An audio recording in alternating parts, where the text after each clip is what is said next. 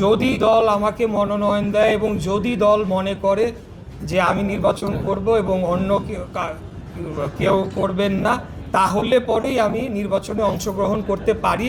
কারণ আমি বাংলাদেশ জাতীয়তাবাদী দলের হয়ে সংসদ সদস্য নির্বাচন করে পার্লামেন্টে যাচ্ছি এবং আমার সৌভাগ্য যে আমি জনাব তারেক রহমানের, দেশনায়ক জনাব তারেক রহমানের ফার্স্ট ক্যাবিনেটে আমি স্থানও পেয়েছি।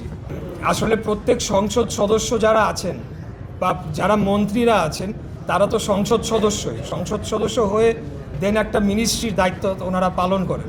তো সেই ক্ষেত্রে আমি মনে করি না যে এখনই কোনো ইলেকশনের তোড়জোড় শুরু হয়ে যাচ্ছে বা কোনো নির্বাচনী ক্যাম্পেইন, এটা পরবর্তীতে যেটা আমাদের মহাসচিব বলেছেন স্থানীয় সরকার মন্ত্রী যে পার্লামেন্টে ডিসাইড হবে এবং সবশেষে দলীয় মনোনয়ন কে পাবে এটা দল নির্ধারণ করবে।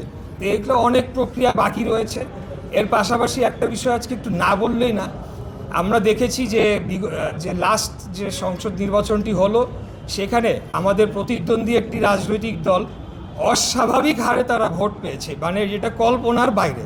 আমি আমার আসনের কথাই বলতে চাই, 1996 সালে সেখানে জামায়াতে ইসলামীর সর্বোচ্চ ভোট তাদের জীবনে 3000 ভোট পেয়েছিল এবং সেখানে হাত পাখা তারা পেয়েছিলেন 6000।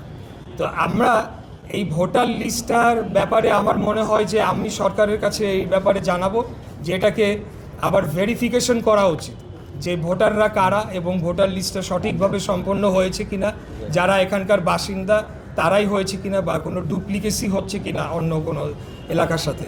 কারণ এই বিষয়টা আসলে বোধগম্য নয়, বিশ্বাসযোগ্যও নয় এবং বিশেষ করে 4 এবং 5-এ আমি মনে করি যে এখানে অন্তর্বর্তীকালীন সরকারের কেউ হয়তোবা আমাদের প্রতিদ্বন্দ্বী দলের প্রার্থীদেরকে জেতানোর জন্য স্পষ্ট সাহায্য করেছে বলে আমরা বিশ্বাস করি। আমাদের কাছে সেই ধরনের কিছু অভিযোগ সেই দিনই এসেছে এবং তার আগে পরেও আমরা কিছু অভিযোগ পেয়েছি।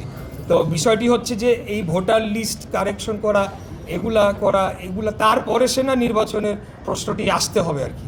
তাছাড়া তো একটা ফেয়ার নির্বাচন আমরা কিভাবে আশা করতে পারি? ডেঙ্গুর সিজনের আগে যাতে মশক নিধন কর্মসূচিটা আমরা ব্যাপকভাবে ছড়িয়ে দিতে পারি। এছাড়া আমাদের নানামুখী আরও অনেকগুলো সমস্যা রয়েছে। রাস্তাঘাটের মেনটেন্যান্সের একটা প্রয়োজনীয়তা দেখা দিয়েছে বিভিন্ন জায়গায়। তো এই সকল বিষয় নিয়ে আমরা আলাপ আলোচনা করতে এসেছি।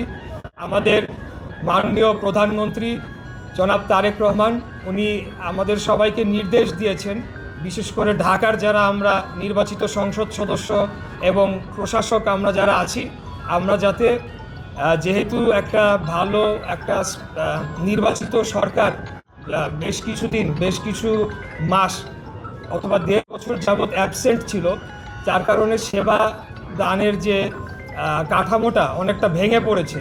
তো সেটিকে দ্রুততম সময়ে আমরা সচল করে নাগরিকদের কষ্ট লাঘব করার জন্য যেমন কাজ করব, এর পাশাপাশি সামনে আসন্ন যে থ্রেটগুলো রয়েছে, যেটা একটা আমি বললাম যে ডেঙ্গু, এরকম অন্যান্য বিষয় যেমন আবার বর্ষার মৌসুমে আসবে আপনার জলাবদ্ধতা, এই বিষয়গুলো নিরসনে আমরা সবাই একসাথে মিলে একটা টিম হয়ে আমাদের প্রাইম মিনিস্টারের লিডারশিপে আমরা কাজ করে যাব।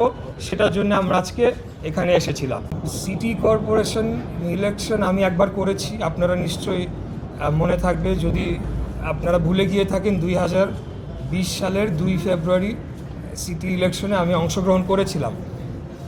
ঢাকা শহরের নাগরিক সমস্যা নিয়ে আজকে থেকে না, দীর্ঘদিন যাবৎ আমি কাজ করে আসছি এবং পার্টির বিভিন্ন ফোরামেও নাগরিক সমস্যা সংক্রান্ত যে কোনো প্রোগ্রামে আমি সবসময় যুক্ত থাকতাম। ঢাকা দক্ষিণের পক্ষ থেকে, ঢাকা উত্তর থেকে জনাব তাবিত আওয়াল ইমিডিয়েট পাস্ট ক্যান্ডিডেট হিসেবে আমরা কাজ করেছি।